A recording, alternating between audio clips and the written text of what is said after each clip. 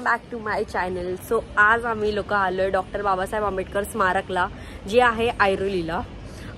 So खूप जास्त मोठं आहे स्मारक, बघू शकता तुम्ही. हा आहे मेन गेट. तर आम्ही आता गेटवर थांबलोय. आज इथं गर्दी नाही आहे आणि असं नाही आहे की डॉक्टर बाबासाहेब आंबेडकरांना आपण फक्त 14 एप्रिल आणि 6 डिसेंबरला आठवण केली पाहिजे, की ते फुल लाईफ टाईम आठवण राहणार आहे. आणि आता इथे आम्ही लोक पहिलं पण आलेलो, पण तेव्हा मी शॉर्ट्स टाकलेले, मग सगळे कमेंट्समध्ये आलेले की फुल व्लॉग आला पाहिजे. आणि मेन बात की मागच्या टाईमचा जो व्लॉग आहे सिद्धार्थ कॉलनी फेस्टिवलचा, तो त्याला खूप खूप जास्त प्रेम दिल्याबद्दल thank you so much. 11K view आले. माझा अकाउंट न्यूज आहे, पण तरी पण 11K आले म्हणजे एकदम मस्त वाटतंय. आणि हा व्लॉग तर मला टाकायचाच होता, कारण की एवढं मस्त आहे हे आणि एकदम असं पीसफुल आहे. आणि हे खूप टाईम म्हणजे 1-2 वर्ष झाले ओपन झाले, पण मला ह्याला व्हिजिट करायचीच होती. सो आता आम्ही आलो आहे. तर तुम्ही बघू शकता मेन गेटला, आणि इथं काहीच गर्दी नाही आहे. आणि इथं जे आहे तिथं फ्री एंट्री आहे. तर फ्री एंट्री आता आपण तिथं फक्त नाव लिहिलं आहे आणि आता एंट्री केली आहे. आता आतमध्ये जाऊन मी तुम्हाला पूर्ण सांगते की कसं काय आहे. आणि इथं खूप जास्त मस्त आहे आणि मेडिटेशन हॉल पण आहे आणि खूप जास्त इंटिरियर वगैरे एकदम मस्त केलं आहे. आणि सगळी इन्फॉर्मेशन तिकडे आहे की डॉक्टर बाबासाहेब आंबेडकरांचे फोटोज पासून ते पूर्ण इन्फॉर्मेशन सगळे. लायब्ररी पण आहे. आता आपण बघूया काय आतमध्ये. लेट्स गो.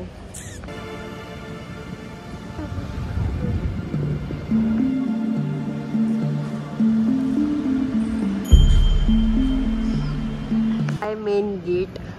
तर आता आपण हे बघा, या शिड्या दिसतात. तुम्ही असं वरती गेले तर तुम्हाला सगळ्यात पहिलं एक लायब्ररी बघायला भेटेल. तर आता आपण जाऊया इकडून. बघा इथं आजूबाजूला पूर्ण असं गार्डन आहे. छोटी अशी स्पेस दिली आहे गार्डनसाठी आणि हा मध्ये गेट बनवलाय. आणि इथं जे आहे ते मध्ये दाखवलंय तुम्हाला, एकदम मोठा गेट दिसतोय. तिथं मेडिटेशन हॉल आहे. तर आपण आता मेडिटेशन हॉलमध्ये जाऊया. ते काका बोलले तिथं तुम्ही व्हिडिओ नाही शूट करत, पण आम्ही लोक तरी पण करतो, कारण की आम्ही असे खूप व्लॉग्स बघितले त्या लोकांनी इथे येऊन शूट केलाय. तर हा जो मेन गेट आहे खूप सुंदर आहे. आता आपण आतमध्ये जाऊन बघूया मेडिटेशन हॉलमध्ये. तिथं बोलायला तर नाही भेटणार, पण तरी पण आपण बघूया, ट्राय करूया. येस,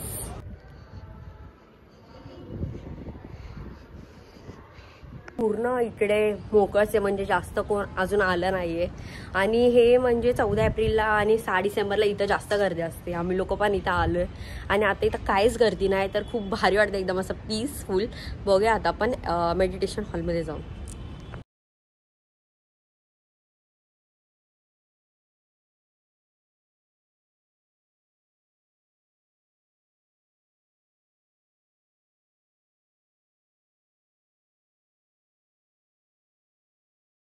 हा आहे मेडिटेशन हॉल, जी पूर्ण एअर कंडिशनर आहे. बुक्स बनवलेत, एकदम पूर्ण बुक्सची एंट्री केली. बुक्स